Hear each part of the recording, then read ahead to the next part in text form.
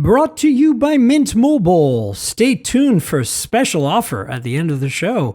Hi, and welcome to the Mobile Tech Podcast. I'm your host, Miriam Jouar, and today is Thursday, December 19th, 2024.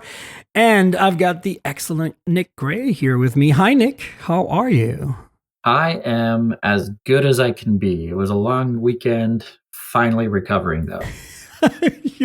Yes, I think we kind of all came home from the OnePlus cruise, which was delightful, but having to do a ton of stuff because we couldn't really get it done. I did manage to get some work done on that cruise, though. I edited the podcast and put it up.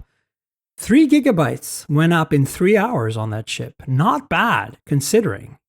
Yeah, the speeds were quite a bit faster than what I was expecting. Honestly, there was it was more about areas on the ship that didn't have as good service, and that there's some dead kind of was zones. hurting. And like you go up to the top deck, and there's a lot of people there, so of course there's going to be a little bit more, latency and lower speeds. But in my cabin, we had great speeds most of the time. Yeah, same. I mean, considering where we were, right? Like, I mean, there's, Oh yeah, it's not like considering you're out at sea with no land in sight. That's what I'm saying. The fact that I was able to upload the video on YouTube for the podcast in 3 hours, 3 gigabytes, that was great. It's an hour and 14, 15-minute video. It's 1080p. I crunched the quality down a little bit, but other than that, it still looked great. So, it's a bit of a slow week. It's just before the holidays. Thanks for joining me. And I want to talk about this year's best phones. I mean, not necessarily like the 5, 5 is a good number. I like that, but if you have an extra one, it's not a big deal. I have some thoughts about that. And then we've got a bunch of news items. Some of them are pretty exciting and some of them are kind of rumor leakish. So I kind of want to go through all of that with you. So phones of the year. We've had some good ones. It's been a great year for phones. Like, I feel like I had so many decisions to make on this one. Where are you at? Do you feel that this was a better year? Like, I felt the last few years, every year, it's just like, you can't go wrong almost. It's like buying a car today. I think what we've finally gotten to is a plateau of certain types of technologies that have gotten us to a place where even if you buy a phone that's not even in the top 10, 15, or 20, you're still going to get a good phone. So it becomes harder and harder to say these are the top 5 just because there are so many that are really, really good. Like go back 5 years ago and there were so many trash phones, right? Like you'd pick something up and you use it for a day and you're like, I'm never coming back to this one again. You'd see so many reviews, giving, 6 to 7 stars, a lot of, within that segment. But then now it's like everything's an 8+ out of 10. Like it's really, you have to nitpick in order to pick things apart to find, one that truly stands out. And so it honestly comes down to personal preference for what you're looking for these days. But there are some that for me did stand out this year. I agree. I think that it made it tougher. I made it tougher to decide because almost every phone I'm touching, I'm excited about in some way. Like, I'm like, oh, this has this and this is cool. And, la, la, la. So for me, it was more like, okay, how do I distill it? And then, there's always like the phones that are standards, right? Like phones that every year are going to deliver, right? That you just cannot go wrong with. For example, iPhone. For example, Galaxy, especially the S series, right? So it's like, you can't not have those in there. So they kind of take up a lot of the top 5 already, right? Mm-hmm. And then you kind of have to start looking at, because, obviously I've played with a lot of phones from China that were really amazing. Like most recently, the entire Find X8 series, right? Like just incredible phones. And they are 2024 phones despite being late year releases, right? So we can't eliminate them. And it's kind of a bummer because, we're going to talk about OnePlus 13. There's some news around that I can't include that because it's not out, even though it's out in China. Because, I was thinking the 12 to me would be one of my picks for this year. Of course the 12R as well. But I think the 12 marked the return of OnePlus to form I mean, the Open did too, but the Open was a folding phone. This is the return of OnePlus to making exactly what we want and what we expect from them. Would you agree? Well, I would say so. And part of the reason for that was the return to a reasonable price for the phone. Yeah. Like OnePlus for about 2 years kind of stepped out of their boundaries on pricing for their flagship tier device and kind of like they didn't deliver what the other flagship manufacturers were delivering. They didn't have top tier cameras. They didn't have IP ratings. They didn't have wireless charging. And when you start charging $1,000 for a phone that emits those features, you just kind of get pushed to the side and kind of forgotten, even though the performance is really good.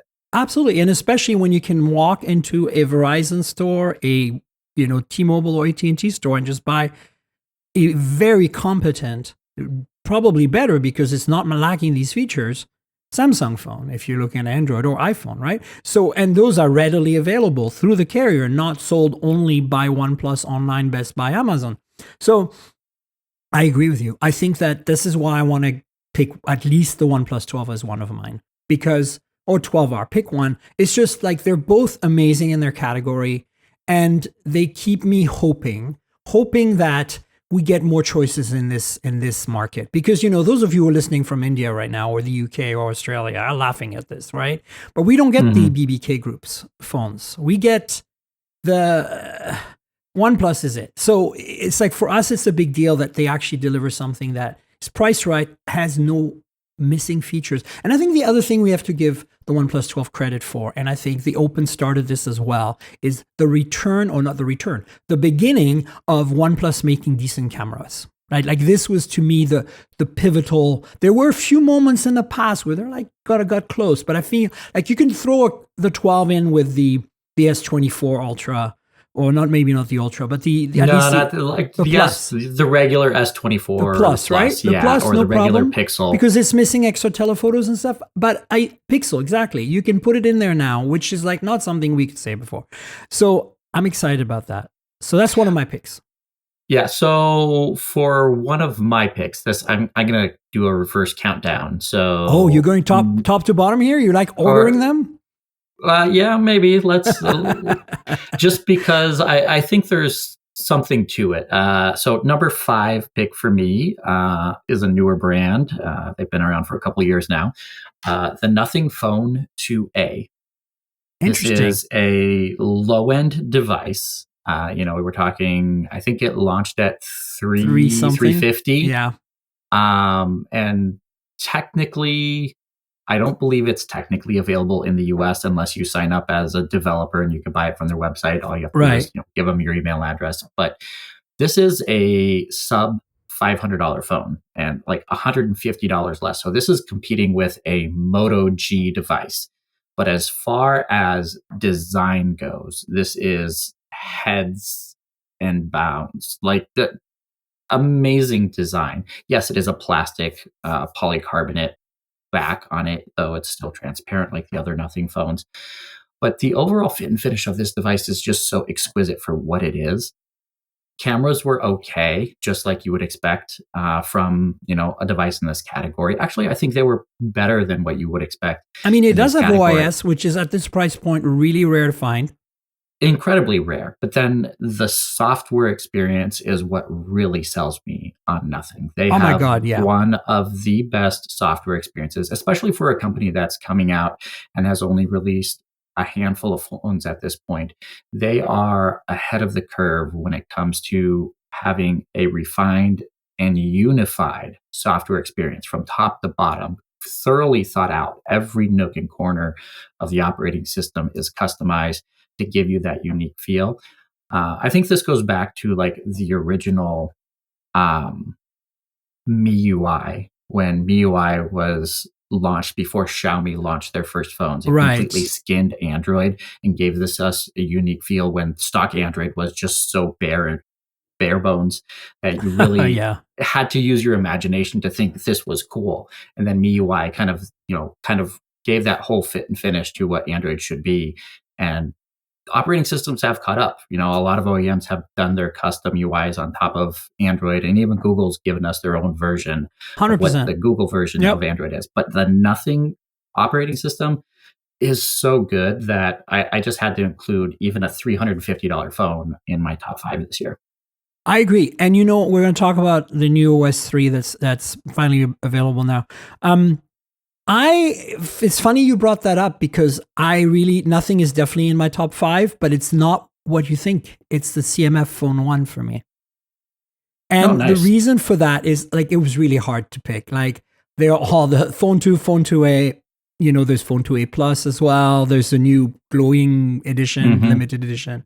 The 2A is kind of they read so many editions of that phone, really awesome. But for me, what really made me go wow was the CMF Phone 1 from Nothing, because it's 200 something, and yes, you miss OIS. Yes, no NFC, but that's because it's not really meant for the US market. Those are the two big drawbacks. But that display, holy crap, for 200, I've never seen a $200 phone with a display this good. 120 hertz, 1080p AMOLED. The design of the phone, again, plastic, interchangeable cases like back panels or whatever you want to call them. Reminds me of back in the Nokia days with the Lumias and stuff. Just amazing. And, the design touches. The camera doesn't suck despite not having OIS now. You got to adjust your expectations like the 2A. But overall, and huge battery, fast charging, 30 watt or something. It's just incredible for the money.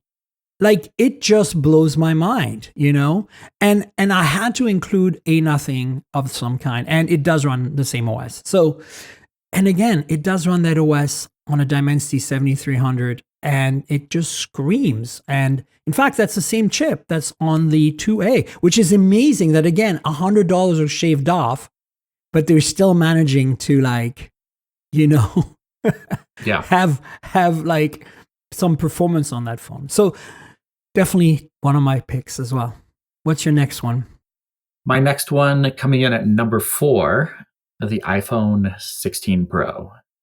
Now, I'm not an iPhone user in any way, shape, or form. I mainly use the device because of the cameras and doing all of my camera comparisons. And though Apple didn't have any significant improvements this year as far as the overall camera performance over last year's, yes, it was better.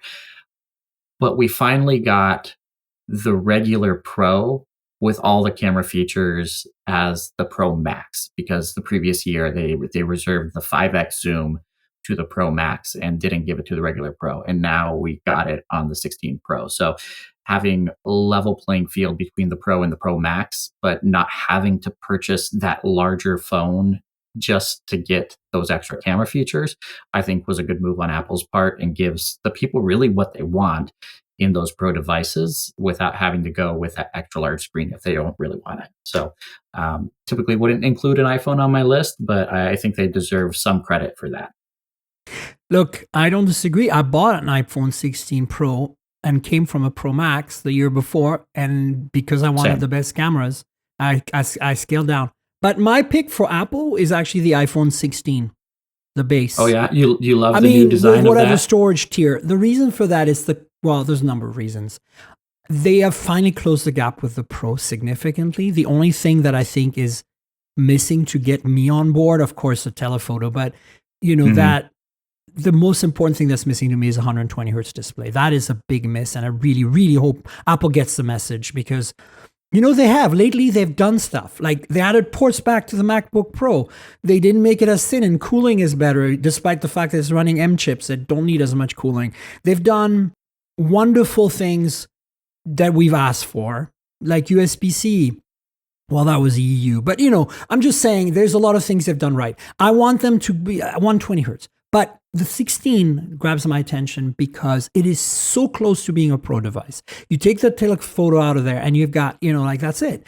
And the colors and the design and just you're getting so much performance for the money in an Apple ecosystem that I'm really impressed. I have in the past bought the non-Pro phone like the 12 with I had the 12 non-pro, Mhm. and it was sufficient for me because I only do video really. I only need the main camera for that, or the ultra wide maybe. But I think for most people, if you're looking at like, I think it's the same. And I hate to say this, but please listen to me, people. You do not need a MacBook Pro. You do not need an iPhone Pro. You do only just need a MacBook Air, and you only need an iPhone regular. Like 99% of you will be 100% fine. 100%. Even zooming on the regular iPhone is fine up to 5x, not a problem. And I think that I'm, good for Apple that the people are buying MacBook Pros. Like when I see students in arts buying a MacBook Pro and they're not illustrators, I'm like, why are you buying this? Like my Marketing. MacBook Air is Marketing. heavy 100% lifting marketing. every day and doesn't even break a sweat, and it's 3 years old. Like seriously, you don't need it. I know it's marketing. I'm just saying, like, I'm just a PSA for those people who have to use their own money for this stuff. Anyhow, that's my iPhone pick. I think. You forget that people aren't using their own money. They're using credit cards, and they think things are free, or and they're they using never have to grants, pay or they're for them. using, maybe they have like they got a grant They're like, to go to school. future me will pay for this, and then they pay, $4,000 for a laptop that actually cost them $2,000. Yeah. So yeah, sad. yeah, Look, as far as the iPhone goes, if I was choosing purely off of design, the regular iPhone 16 would have been my choice. I think it's one of the best looking iPhones that we've had. That blue one, years. I want the blue one. The blue and the pink one, man. Pink, I would have supported the pink one just walking around. Yeah. I debated for a little bit. I'm like, do I want to buy it? Do I want to buy it? And I was only making that decision based off of the looks of the phone. I didn't need it for anything except I wanted the pink or the blue one, like one of those two. Same. I had it in my shopping carts a couple different times. And I was like, no, I can't do it. I can't do it. I don't need it. Oh my God. But yeah, I think Apple actually hit it out of the park with the design of that one this year. We've been looking to Apple to give us a new design for a couple of years now, and I think they hit it on the mark. Yeah.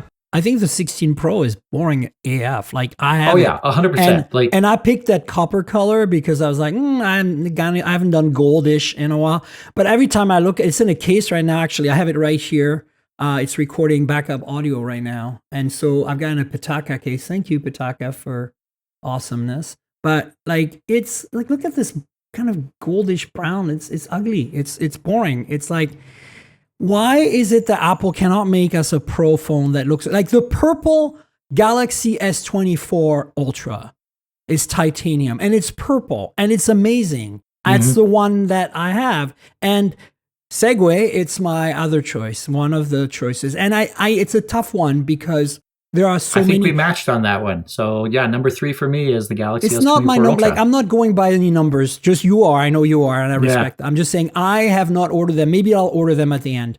But like the Galaxy S24 Ultra, like every year, the Ultra is just, it's just so complete. Like if you're buying non-Chinese hardware and you're stuck in North America in particular, and you want the best hardware on Android, the absolute kitchen sink, like nothing is missing. Headphone jack, SD card. Okay, some things are missing. Some things are missing. The point is, like, very little is missing, and in modern times, and I feel like this phone just nails everything. The only thing that holds me back from saying I want it for me, and this is just for me, is the software. I hate One UI. It is terrible. It is objectively the worst skin that you can buy on a Western phone. Do you know what gives me hope, though? Have you played with the beta? No. For the new One UI? I will be playing with it soon enough, and it won't be in beta, and I will have CS between now and then. Yeah, so like it is coming. So like if you want to play with One UI in beta, you can actually do it on an S24 device. You just have to go and opt in for the beta, and then it gives. Yeah, you just opt in for the beta within the phone, and you get an update notification within a minute or two, and you can install it right there. It's similar to what a Pixel beta is like. So yeah, but they have this is the most significant UI update that they've done since they've rebranded as One UI. Yeah. Like they've changed everything, but my number one gripe is going away.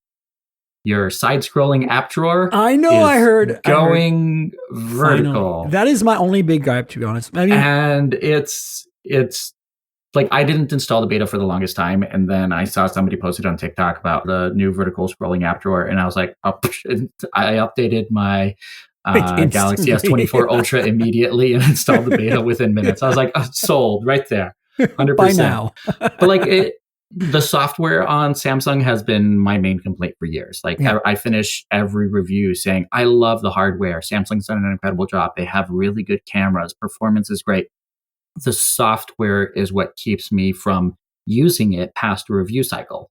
And I'm not on the S24 Ultra right now with the beta full time. I'm still, using my Pixel device for my daily, but it's so close. Like there's still some bugs in the software that need to be hammered out. But with, the Galaxy launch coming up, early Q1, I think I might be sticking to a Samsung device for a little bit. And we will be talking about that shortly as well. We're keeping that for the news. Look, I agree with you 100%. Here's my thing. I want the Samsung fans out there to understand. I can adapt to any OS that I'm given. Like, it's fine. I will work around it, right? But it's just like, I get frustrated using it day to day. It's like the little things that are just, everything seems so overly complex for no reason. Like, here's why I like Google and, Pixel and Nothing's OS and Moto's OS is because it is so clean and simple and responsive, and it just gets the job done. It doesn't get in your way. Like, yes, you have so much options and customization things you can do on Samsung, but it just gets in the way. And, I have to give credit to OnePlus for the 15 release of Oxygen OS. I've got it on my 12 right now, and I love it. I've got it on the Open as well, and I love it. It's so responsive, and Nothing is so responsive. Like, when you come from that and you go to a Samsung phone, you feel like you're walking in molasses, navigating around to get things done. I don't know how... you guys who are Samsung fans out there, I don't blame you. The hardware is impeccable, but you guys got to play with a Nothing phone. Try it out because it just will blow your mind. Like, even Oxygen OS 15, like, it's just so fast. Like, same with the Oppo Find X8 series, like ColorOS 15 just screams. It's just so quick. I don't know why we can't get that on everything. Google, not so great at the quick part. Neither is Moto. But it still feels less like, to me, Pixel OS or Pixel UI and Motorola, whatever their skin is, gets less in my way than the Samsung skin. I will say the Motorola skin I like it because it's one of the ones that's closer to a stock version of Android. Feels normal. Google's taken their Pixel software a little bit in their own direction, as they're inclined to do. Which is ironic, isn't it? Right, but like they're saying this is the Pixel experience versus the Android experience, right? Exactly. Like, here's the bare bones. But what the BBK group has done across Realme, OnePlus, and Oppo. Not so much Vivo, no. Not so much Vivo. There's starting to be some hints of that. But yeah, not so much Vivo. But it's pretty much a unified software experience across those three brands. And I think they've spent the money to make sure you feel that across all three. I agree. All right, let's move to another phone. Is it my turn or yours? I'll let you go. Oh, man. Okay, you picked the S20. I picked the S24. You picked the S24. Yeah. So Ultra. So now this is a tough one. Okay. All of Pixel 9 Pro series. All of it. Pro regular because it's small and it's unbelievably good. And if I wasn't so addicted to big screens, I would pick that this year. But I'm addicted to big screens, and so the XL would be my pick. But I'm also addicted to the OnePlus Open. And since the OnePlus Open is not a Pixel, but there's now a Pixel 9 Pro Fold, that's basically the hardware of the OnePlus Open minus the great chipset with the Pixel software. It means this is the one that I'm rocking as my daily right now. Like it's a black one and a green case, in case you're wondering. It's the official case. I didn't pick the colors. This is my review unit, so I had to go with that. I would have run probably the porcelain, But I think the green case is rocking. So yeah. So I will agree with you on the Pixel front. I actually have the Pixel 9 Pro Fold as my number 2 phone of the year. Personally, I am rocking right now the Pixel 9 Pro XL as my daily. Yes, you are. I wanted to do the Baby Pro at this number 2 spot. But after using the Baby Pro, I call it the Baby Pro because it's such a good name. So I love cute. it. Absolutely. They should call it the Pixel 9 Baby Pro. Can we just do a quick tangent aside and say that, wow, the industrial design. Like, okay, I went into it. Superb. Like, superb okay, on look, all fronts. I went into it. I like my squarish phones. Like, I want a 2001 Space Odyssey, like Obelisk, whatever it's called thing. Like, I love the Red Magics and I love the S Ultra from Samsung because of it. But I kind of came from there, right? Because you look at Pixel 7 Pro, 6 Pro, they were very rectangular.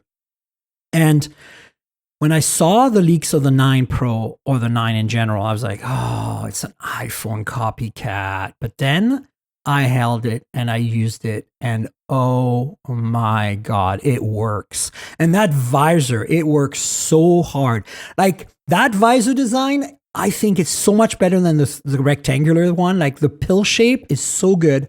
I love the industrial design on the Pro and Pro XL. And, I think that the iPhone likeness is there for sure, especially when you look at the front. And it's a bit weird for me because I don't like this phone. I don't like it as much.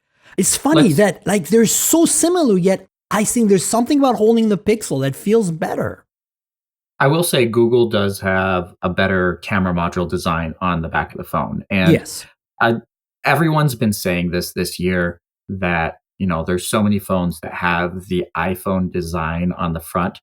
Let's be clear. There is no design on the front of any of these phones. Yeah. It's just glass with a thin metal bezel for protecting the glass.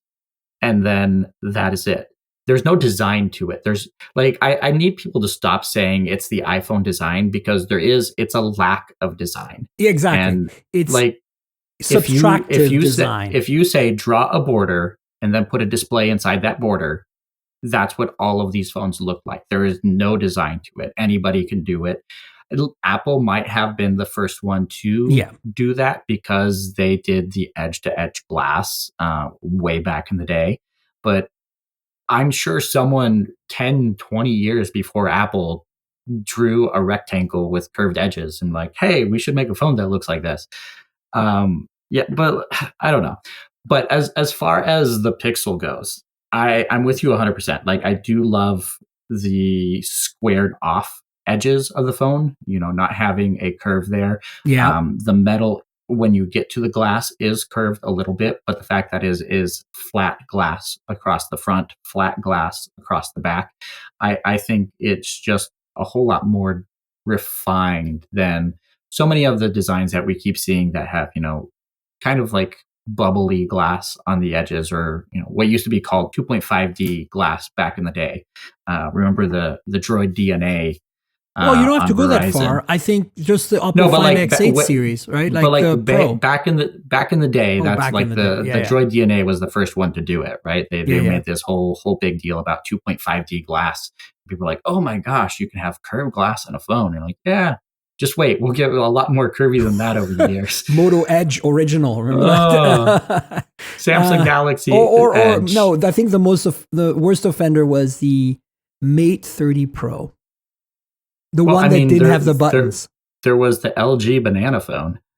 If you want curved glass. Well, no, but I'm saying waterfall, like where the edge went really like. Yeah.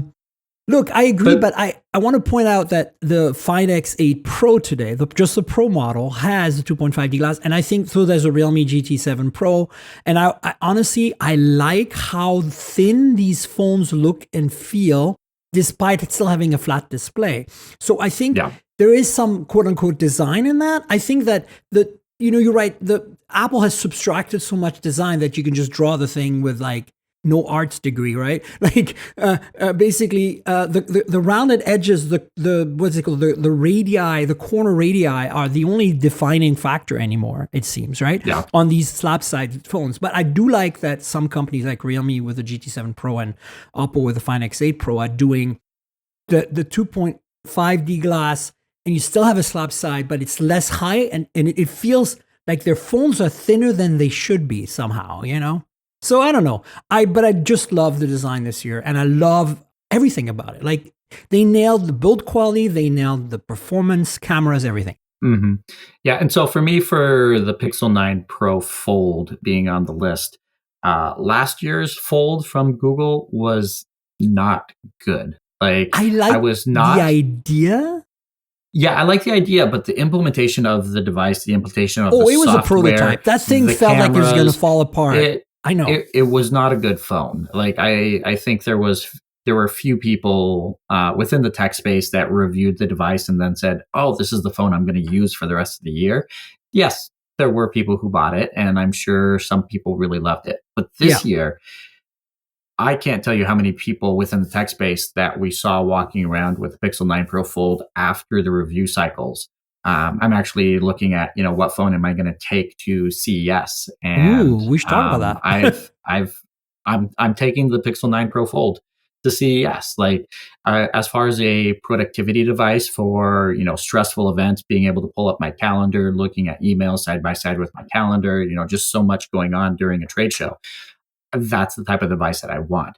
Google really nailed the software experience this year on that device. I do think OnePlus still has the edge when it comes to foldables with the 3 app and, apps sliding in and out and off the screen to the side or to the top or the bottom. That is definitely one step up from what Google's done so far. But I think Google's really done the overall experience a little bit better. And I think the 9 Pro Fold is, for me, the best foldable of the year. But yeah, number 2 on my list for overall devices. Yeah. So that's why I said the Pro 9, the series of Pixels, because they're all good in their own way. Like you want small, great. You want a large phone bar, great. You want a folding phone, I think it's the best folding phone of North America of the year. But that brings me to my next one. I don't know, it's probably going to be more than 5. You're going to keep going. Yeah, we're just going to keep going. Honor Magic V3, the hardware, just for the hardware. That thing, I still have yours, thank you, by the way. Yeah, I was going to say, just as a reminder, you need to give me my phone back. Do you want it back? Yeah, I'll bring it to CES. So okay, I'll return it to you at CES. Eventually. But that is a great phone, yes. I am, it shows you where a folding phone can go and without sacrificing build quality and I think like durability. It seems like you don't thickness, have to handle it. Yeah, well, I mean, that's the thing that impresses the most, but that's not compromising everything else. Even the camera system hasn't been, I think, compromised. They don't still have the best cameras at Honor, but I think that's not so much a hardware problem as they need to tune their cameras differently. So as far as cameras go, I think they actually beat out what Samsung has on their foldable. But compared to like Pixel or Open, right? Like as far as the hardware goes, I actually think they beat out the Pixel. Everyone. Right? Oh, yeah. But Honor still needs to work on its overall image processing and video quality in order to make it compete a little bit better. As far as the hardware and the sensors that they've put in that device, I think they're above the competition. But essentially, you have to turn off all the manual modes. You have to shoot raw images and then edit them in order to get something that turns out better. It's really hard to do it on the the auto modes that these things are auto set to. Yeah. So I just want to bring that up because we're talking folding phones. And to me, I haven't really played with the Vivo. I haven't really played with the Xiaomi, unfortunately. I've played with, that's it. I'm really, the only ones I've handled this year are Pixel, Galaxy, Open is old now, but it's still great. And of course the V3, and the V3 really shows you where things are going. And honorable mention as an aside to the Mate XT, which is basically a V3 with an extra panel. in terms of Yeah. thickness. I It's kind actually of have amazing. the last year's version of the V2, but the Porsche designed one. Oh, And it's fantastic. It's a fabulous device. As far as the design goes, again, the software on Honor phones and the cameras, whatever. But as far as the build quality, fit, and finish, it is an exquisite device and something that I'm going to be holding on to for a very long time. yeah, you're keeping that one. All right. Well, do you have any other phones that stand out for you? That brings me to my number one phone of the year. Like you're actually using the scale here. So this The is your big best. kahuna. A phone that no one bought and you cannot buy. I mean, some people bought because this is a China exclusive. The Oppo Find X7 Ultra Ah, with it was the first device with two periscope cameras, one for the 3X and one for the 6X. correct. I can't believe, yeah, it was the 6X. It has a two-tone finish on the back with Yes. glass and leather. Depending on the version, you can get black on black, or you can get a blue and silver, or I think a silver and tan. Correct. And I absolutely love this phone. This is so just to give you context, this phone is China only. You can use English on the phone when you set it up, but because it's China only, they didn't do a great job with the software. So you find Chinese throughout the phone and English language You that can really doesn't fix make most sense. of it though. You can fix most of it. It Google doesn't. Pay worked for me. It doesn't come with the Google Play Store installed. No, you have to actually you have to manually sideload this. Yeah. You have to do a couple other tweaks to make this work in the Western markets. But even though all that should be huge detractors, this phone, again, we were talking about BBK Group and their software experience. The UI, this is their previous generation. I'm sure I should probably boot it up now to see if there's a software update that can be installed on it, because there's probably a couple. But even their software last year or earlier this year, it would have been essentially the same software on the OnePlus 12 when it launched. Incredible software. The UI is intuitive. It's fast. It's running the Snapdragon 8 Gen 3, right? Yes, 2? It is. I can't 3. Absolutely. 3. But the cameras, like this has a 1-inch sensor. The camera bump on the back of this phone is like 3 miles high. Yeah. It's ridiculous. It's like being in like, I don't know, Arizona. It's a mess. It's a mesa. Yeah, it's a mesa. It's a mesa up there. But the 1-inch sensor is fabulous. You get some incredible shots. But then you move over to the 3X zoom that, while on every other phone that was on the market at the time, and even now, besides BBK Group devices, that 3X zoom is typically just a standard zoom lens, which means you have to have a pretty tiny sensor just to fit it in. But they took a periscope zoom and used that for that sensor, which means their sensor is about double the size of any other typical 3X zoom camera, which means the portrait shots that you get out of this, even without turning portrait mode on, you get a natural bokeh. And then they said, hey, that's not enough. We need another periscope, a second periscope camera, and let's slap a 6X zoom on top of that. It's exquisite in every sense and I would like to besides mention the fact that there's all these hurdles to get actually up and running for English language people. You will not be disappointed with this phone 100%. In any way, shape, or form. And I would like to remind everyone it has 4 50 megapixel sensors. On the back. And I took it to Antarctica as my main camera phone to take a once-in-a-lifetime photos. You and took I some have great shots. No regrets, because you know what? That's the phone I should have taken. But here's the thing.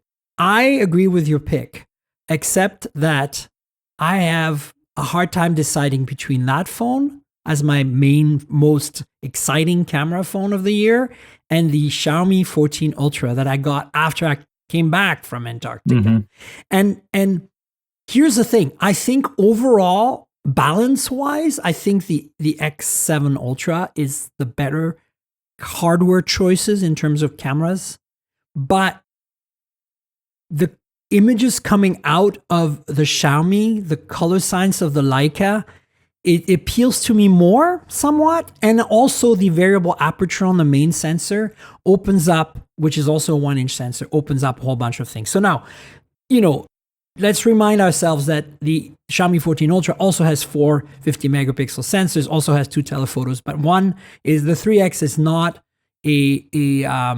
it's not a periscope because the sensors are not as big. And then it has a 5X, not a 6X, which I think, 6X. Yeah. That one's give or take, but like, yeah, they were incredibly close. I would say if you like the more stylized, moody photos, the Xiaomi is definitely the way to go. That's kind of what it is for me. Yeah. And then the other thing is, because this is available as a Western phone, or at least if it was a China phone, it was really easy to set up as a Western phone.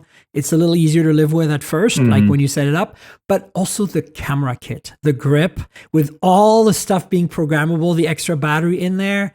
And the fact that you can put standard filters, like I have a, what's it called, a polarizer. So taking car photos with that phone, I can polarize and remove the reflections, like the harsh reflections from the sunlight on the car paint. Like, to me, there's a little things like that. I think Oppo had an opportunity to do that. And I'm hoping that the X8 Ultra, which we're hearing tons of rumors about, that they're actually going to do that. They're going to take that 1-inch sensor, put at least 2 apertures, variable some kind, and then, I'll be happy. But also honorable mention, we talked about it a lot already, an end-of-year phone. I think the Find X8 Pro is really solid for it's not the same camera specs remotely, but it has 4 50 megapixel sensors. It has a 3X and a 6X telephoto. The 3X is the same prismatic thing that we've seen on the Realme and on the OnePlus 13 based on the China specs. It's, a periscope on the 6X. I think, I used it as my main phone while we were in India for MediaTek, and it blew my mind. Like, I think the image processing is so good on that it almost comes up to the X7 Ultra, except you don't get that natural, hardware goodness, right? Yeah. And low light is also a little less, right? Yeah, that's really what blew me away about the Find X7 Ultra was the low light capabilities that you get with that much larger sensor. Like, I was definitely impressed with the Find X8 Pro. I used that probably for 2.5 weeks. Mainly over when I was in India doing camera tests with it. It was absolutely incredible. But yeah, it didn't scratch the itch as much as the Find X7 Ultra did. And especially when it comes down to the industrial design of the phone as well. That Ultra series is just one notch above. Yeah. So I would pick the Xiaomi on this one, but only just a little bit. It's a tough call. I like them both, and so I think that's good. We got 5 each. If I had to order mine, I think I would put the Pixel on top because I do use it daily, and I don't think the Xiaomi and the Oppo are as daily usable for most people. Even though I'm a camera guru, but I definitely pick one of those two as my second, and then for my third, I think I would pick probably the Galaxy, and then the iPhone, and then the CMF. I think I need one honorable mention in this list. Oh, go for it. Yeah. Not a smartphone. Oh, what is it? The books or the? Oh, I know. No, wait. X-Reel.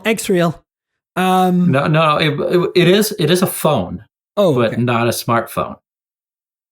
Oh. What's the HMD the Barbie phone? Barbie phone. Oh, yes. The HMD you have it? Barbie phone. I actually just posted my unboxing of this phone today on my Instagram account. I actually got it, I don't know, like a month ago, and I shot it, and it got buried in the bottom of my to-do for editing. And this morning I was like, I got to get something out today. Let me edit this and post it. And I was like, oh, this is so cute and adorable. My daughters came in to my office, and they're like, can I have this phone? And I was like, it's not a smartphone. I don't care. I just want this Barbie phone. It comes with. Does it work in the US? Is it band compatible? Yeah, it works in the US. You can go to, I think you can go to Best Buy and buy it. Wow. Okay. Wow. Yeah, you can buy it in the US. It's available. But it is a dumb phone. There's a Does it run KaiOS? couple. Does it have apps? It is KaiOS. KaiOS. Okay. There's a couple apps on it. It is so slow. The camera is so bad. But the back of the phone is a mirror, which is incredible. Comes with a beaded lanyard that you can attach to it, like a little necklace.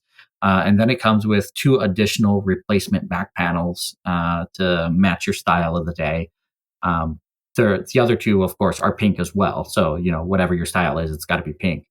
Wow. But it is just a fun little take on a phone that I think might actually sell well just because of the popularity of the Barbie movie. But yeah, I think HMD did it justice. It would have been nice if it was a smartphone. It would be nice, maybe, I don't know, if Motorola did a version of it, of the Barbie phone with the Razr. Oh my God! I think they I'm sure someone's but hey, done wait. We got a Pantone phone instead. We got a, what is it? But mousse chocolate, whatever. Some don't they have a pink color version of the Razr? There's a pink Razr out there. No, there's a pink Razr. Absolutely. Remember, Narav proudly carried the pink Razr at the Razr launch in his pocket. Remember? But I think you're right. It'll be a good partnership, Barbie and Moto on a flip phone. Yeah. But yeah, that's going to be my honorable mention. Just something fun and quirky. If you want a burner phone, get the Barbie phone. Yeah. I mean, you're not going to stand out at all. No, no. I don't know. I don't think I have a runner-up. I mean, I've had a few runner-ups along the line here, so I think you could pick one of those. So there you go, folks. You have an idea of what we're looking at for 2024. And I think 2025 is shaping up to be just as exciting. So I think it's been a good year overall. I do want, maybe in my honorable mention should be the Vivo X200 Pro, which, a lot of people have, but I don't. And the telephoto on that is still the best telephoto I've ever seen. I forget the Fine X7 Ultra, the Xiaomi 4, that thing can zoom up to 20, 30x and you still get absolutely pristine, super detailed, high quality photos, even in the dark. Best telephoto. Absolutely. 100%. The rest of the phone, I don't know. So yeah, I have it. I was using it this last week. It's good. Some people are head over heels for this phone. I think it's very comparable to the Find X8 Pro. Besides the zoom, the zoom definitely takes it one notch ahead. But as far as everything else, I'm eh. And after you've used it, if it's just one extra thing that's better, you're not as impressed. It's definitely impressive. It's just I was using so many other phones that did the same things. Yeah, right. Yeah, exactly. And then for me, Vivo, their software really kind of is a bummer when you compare it to all the other BBK Group devices. So, yeah, get better software, and I'll be happier. Exactly, it's coming. I'm sure they're figuring it out. I would like to move to the news, and we have a few things that we kind of mentioned already. OnePlus 13R is now official. It exists. There's been all this speculation around it being basically similar to the Ace 5 sold in China, and it's true.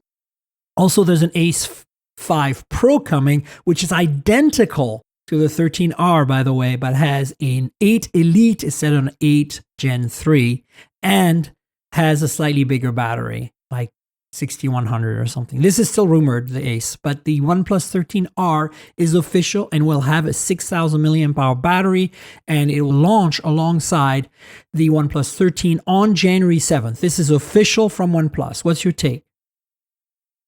My take is I like the idea. I think this goes back to the original OnePlus and why the brand was so successful in the beginning. It had high-end specs and features, but the pricing wasn't ridiculously high. We still don't know the prices of these phones for the 13 and the 13R. No. But based off of the Chinese pricing, we know the 13 is going to be more expensive than last year's 12. So if we just do the conversion from, the Chinese yuan. But like, we still don't know what the US pricing is going to be. So if they keep the US pricing the same as last year's 12, I think it'll be incredible. If it goes up by 50, 100, $200, I don't know.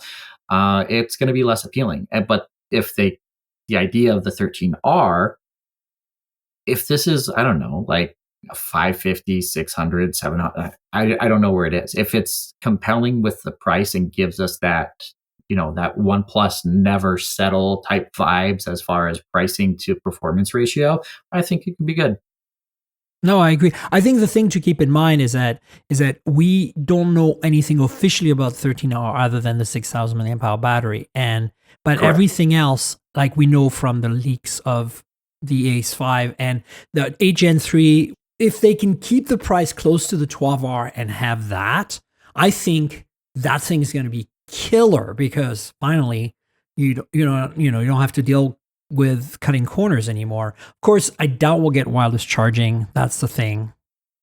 And with the last, I can't remember, last year's one or this year's, right? This year's OnePlus 12R? Yeah, it was this year. It was in January. It was the Snapdragon 8 Gen 2. Correct. So it was one generation behind. So that makes right? sense, right? That would be a Gen 3. So I would expect the 13, if we're keeping up this trend, to be one generation behind again, just based off of last year's specs.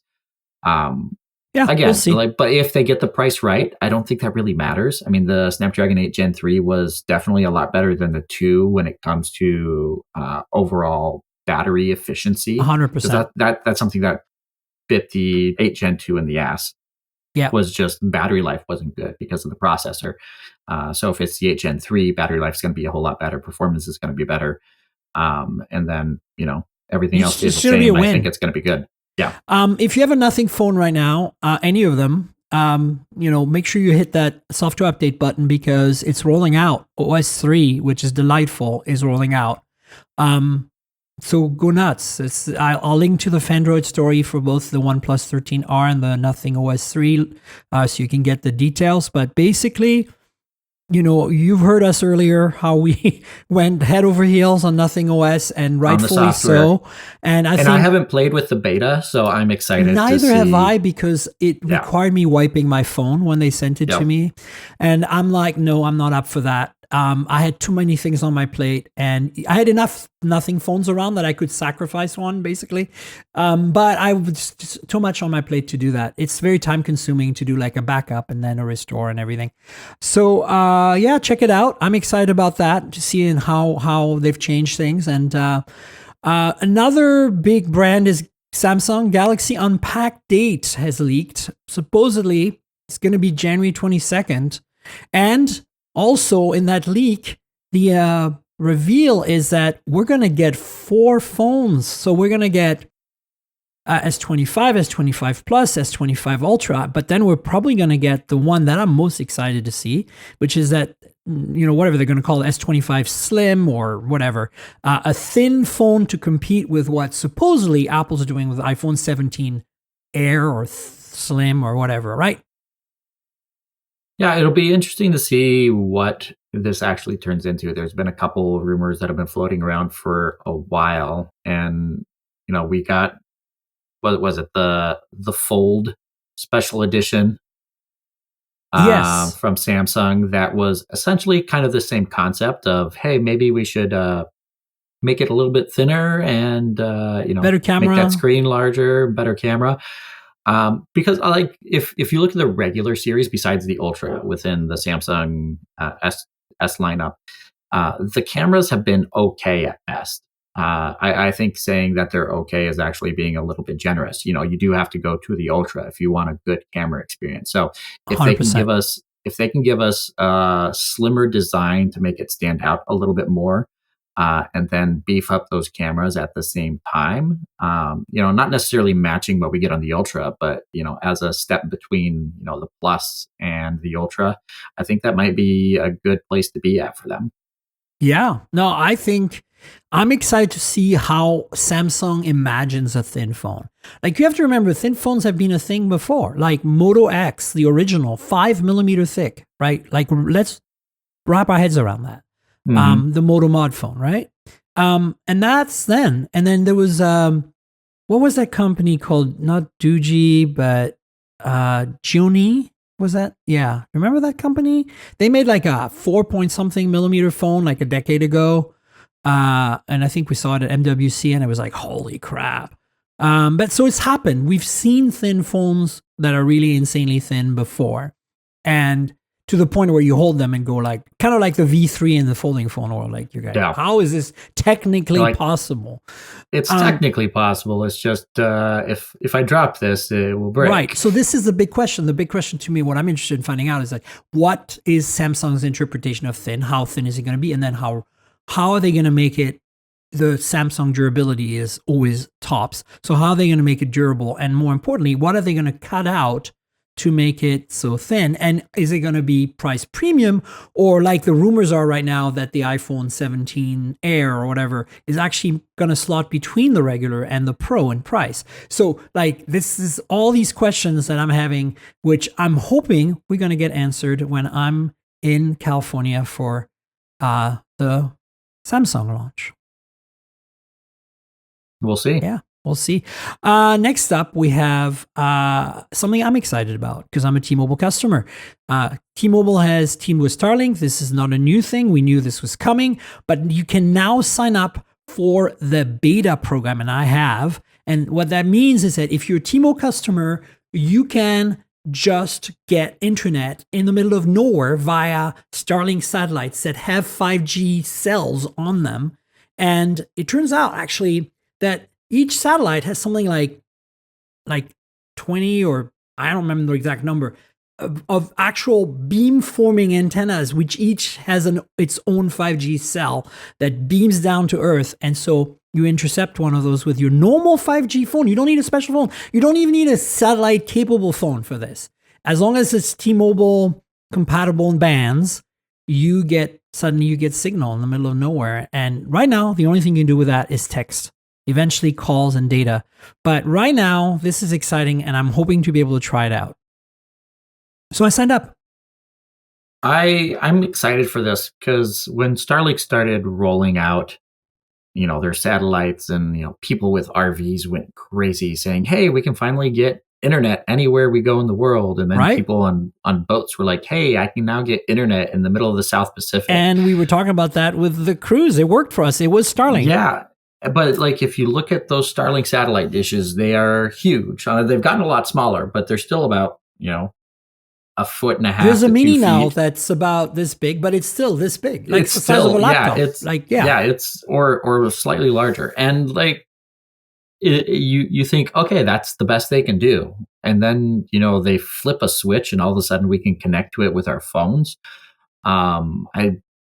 I think this is taking, like, from the inception of the first Starlink satellite going up and us not knowing, hey, is this actually a viable business plan for SpaceX to do, to, hey, now every T-Mobile customer is going to be able to connect with this. I mean, that's just in the US. Just imagine the deals that, Starlink is doing with carriers across the globe, because they have these Starlink satellites that are giving global coverage for satellite internet. So there's no reason why every carrier in every country is going to have the possibility to connect to some of these satellites, which gives, your service providers a breath of fresh air, because, hey, maybe we don't need to have cell towers in the middle of the desert along a highway. The satellites will be able to pick up those dead zones for us. Or if you're hiking, in the mountains and you go into a dead zone, you're 20 miles away from the closest town, still being able to connect in case of emergencies, things like that. That's incredible. Yeah, I'm super excited about it. I can't wait to hopefully get access to it. Bunch of Chinese phone rumors, releases, whatever. We now have officially heard from Realme about the 14 Pro series. Remember, Realme always has a 14, like a numbered series, which is kind of like their mid-range, and then there's a Pro in that category and a Pro Plus usually. And the Pro Plus is always a very camera-centric phone, so I always pay attention because it tells me what happens in China at the $300 and less price point in terms of imaging, because it's always very, like, it's basically, they generally take what they have on the GT, their flagship series, and they scale it down to mid-range. Last year, it had that 3x periscope tele on the 13 plus, 13 Pro Plus, which was like wow for like $300 and something, right? So the 14 is now coming, but they haven't given us much other than there is a color changing material on this one, based off of temperature. Yeah, so below 16 degrees Celsius, which is like what, like 50 degrees Fahrenheit or something. It changes to like it's a white kind of marble-ish glass finish, and it changes to a bluish marble-ish below that temperature. Gimmick, yeah, of course. But I'm more interested to see what the rest of the phone is going to bring to the table. And so, I just thought I'd mention it because those of you who are in markets like India right now, or places where Realme sells the numbered series, I think the 14 Pro, and Pro Plus are coming your way. And I think actually there might also be a 14 Plus. So, I mean, stay tuned. And I've requested a review in it. I don't know if they're going to send me the color changing one, but we'll see how it goes. What are your thoughts on this thing? I like the idea. Like, you don't have to have a super expensive phone to have something that's unique. And I'll say I have had a couple other devices that do color shift based off of didn't Techno or things. Infinix do something? Yeah, Techno did one that's based off of sunlight. Like you put it in the sun, and if it's in the sun, it changes color UV based off of the UV. Yeah.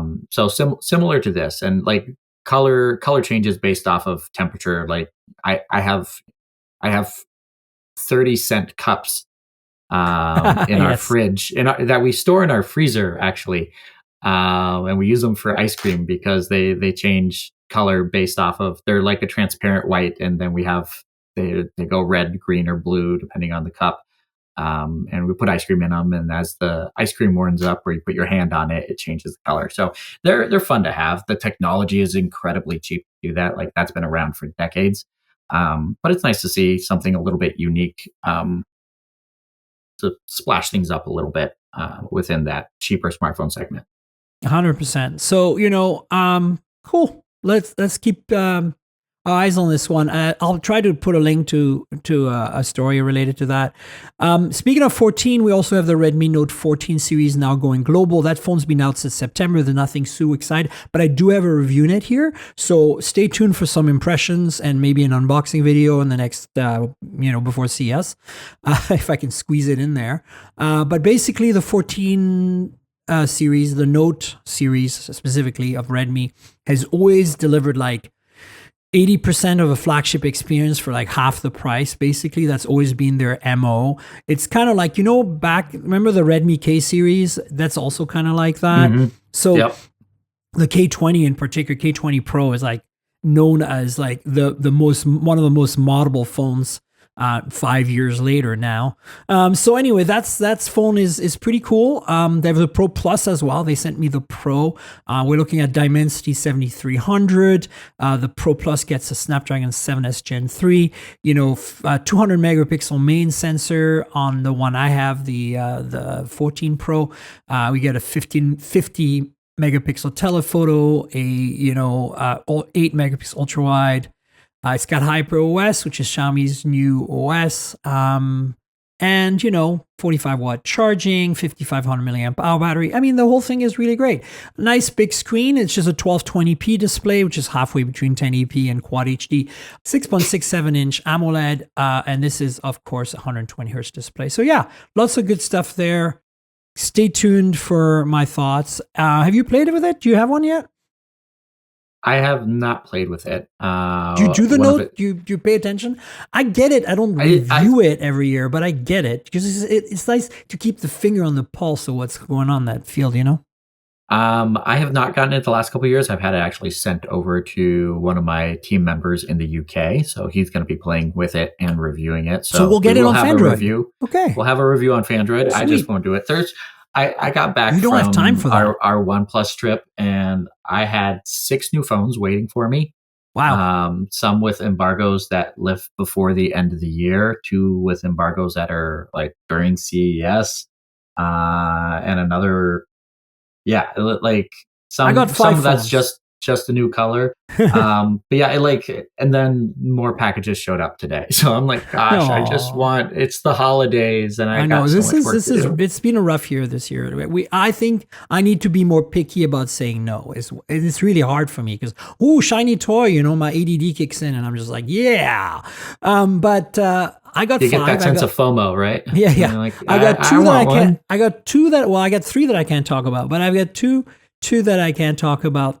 And then 3 arrived while I was away, and the 3 are one I can't talk about, and then the Note 14, just the one we talked about there. I got the Red Magic 10 as well. So that's kind of exciting. I'm looking forward to that one. Last thing on the list I have here is actually related to one of those phones I can't talk about. But Poco has a bunch of new phones coming, and they're leaking. And the X7 series is, there you go. It's very similar to the Note 14, actually. It's kind of, Poco and Redmi do this all the time. And I don't know, like, I don't understand. I don't understand. When Poco was first released, it was, hey, we have something that's going to compete with OnePlus, right? Yeah. And then about a year and a half later, they said, nah, we're just going to do something a little bit different. And now Poco's just competing with Redmi, which is its own brand under Xiaomi. I don't understand it. Like these Chinese brands, they're like, hey, we have an idea, and then they rethink their idea, and then instead of just killing it, they mooch off of themselves, and they're honestly just competing with themselves at this point. I don't understand. Yeah, I mean, look, the reality is Poco is slightly different flavor than like color palette, design. They're similar chassis, but the Poco's are always more like bright and youthful and gamerish, and then the Redmis are always like more like, they feel like they fit more into the Asian taste, like the pinks and the pastels and the golds and it's really systematic. You look at the spec sheets though, and they're like, is it a 12-year-old's phone versus a mom phone? Yeah, but that's maybe slightly like from a simplistic, like a 12-year-old boy. It's like a 12-year-old boy versus a 35, 40-year-old mom. Not even that, a 20-year-old woman. Yeah, exactly. That's what I'm like. Yeah, and in some markets that really works. And also remember, some markets have Poco but not Redmi for sale. But that's their own choice. No, I know. But my point is, I don't understand. Remember, I know, but you remember, it takes money to spin a new brand with its own marketing budget and its own distribution channel. So in some markets, like maybe a small country, it doesn't make sense to have both. So they started with one and they got that one. And then now they can, having the same models under both brands, they can basically cover more of the East Asia market. I think that's what's going on. I love how you're trying to justify this really bad business decision for them. I'm not trying to justify what they do. I don't really care. I'm just saying, for me, it's more like I'm trying to think, how would it be that it makes sense? And this is one of the ways I think it might make sense. Is India's get both because India is huge, but Philippines, right? Not that huge. So Vietnam, not that huge. So what do you do there? You and then you launch one brand and you realize, well, if we have the same models, I don't have to launch the other brand, you see?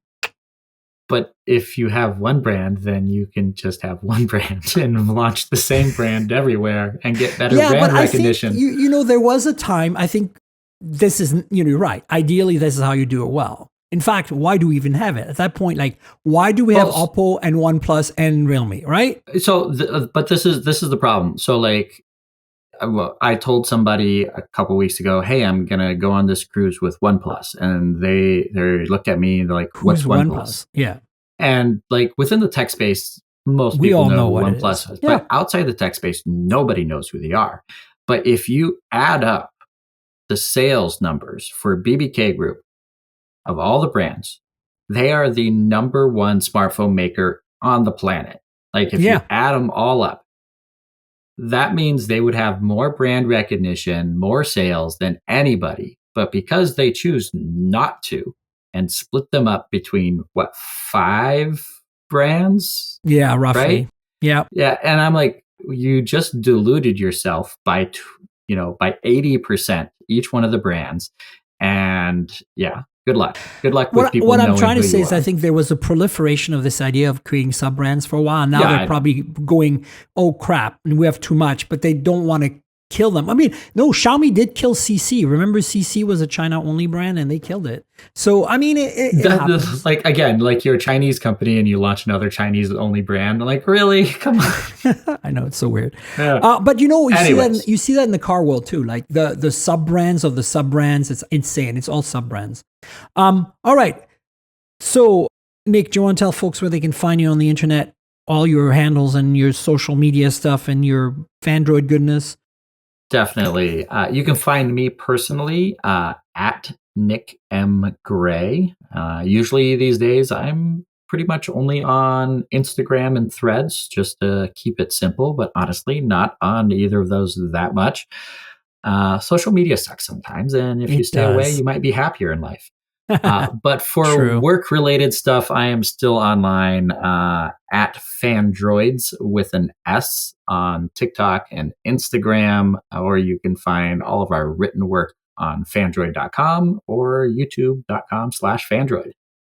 And you guys should definitely check it out. Great news items every day on Phandroid.com and awesome videos, many of them by Nick on the YouTube channel. I love it. You know where to find me, folks. I'm at Tankgirl, TNKGRL, on all the social media. That means the stupid X, Twitter thing. And then mostly I'm on Blue Sky and Threads and Insta. And then there's also Mastodon. And then there's Facebook. So find me there, find me and Nick, and ask us questions, comments, and socials on Threads for that, because that's where Nick is. And then, the podcast is at mobiletechpodcast.com, but really on any podcast app. So just go find me. I'm on Apple, Google, Spotify, whatever. And hopefully if it's your first time here, subscribe. If not subscribed yet, subscribe, all that. Tell your friends, all the good stuff. If your app lets you rate or review the show, consider doing that as well. And then there's a YouTube channel, youtube.com/mobiletechpodcast. It's got some videos, hands-ons, unboxing, that kind of stuff. So check that out. That's free video content for you. And you know how YouTube works. So like, subscribe, and tell your friends about it, and comment. Yeah. Finally, there's a Patreon. If you want to support me financially, that would be awesome, because I could certainly use it. It's hard to make this podcast every week. It takes time. I have sponsors, obviously, but that's not enough. So you can help me. That would be great. What you get is a video version that's exclusive to the Patreons. You get it in advance, a day in advance. Costs $5 a month to do that. And every show you get a video version in advance, and you get bloopers and you get extra content if I go overtime.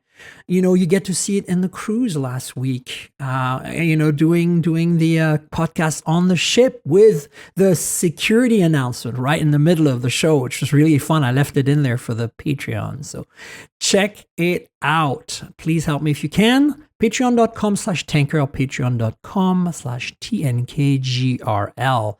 And if you don't want to use Patreon, there's a way to help me out by clicking in the show notes. There's a link to a PayPal. You can donate like $5 for coffee or something. I also want to thank our sponsor, Mint Mobile.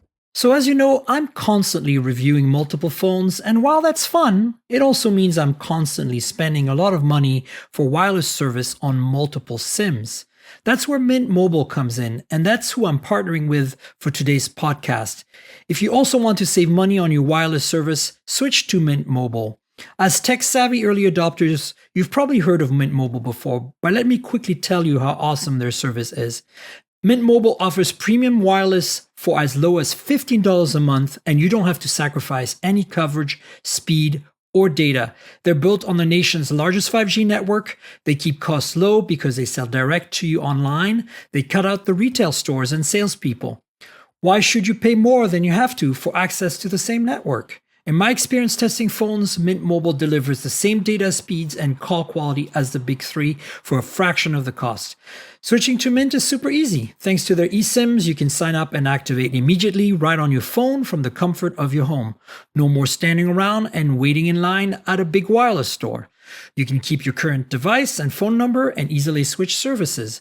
And if your phone isn't eSIM compatible, Mint will ship you a new SIM free of charge.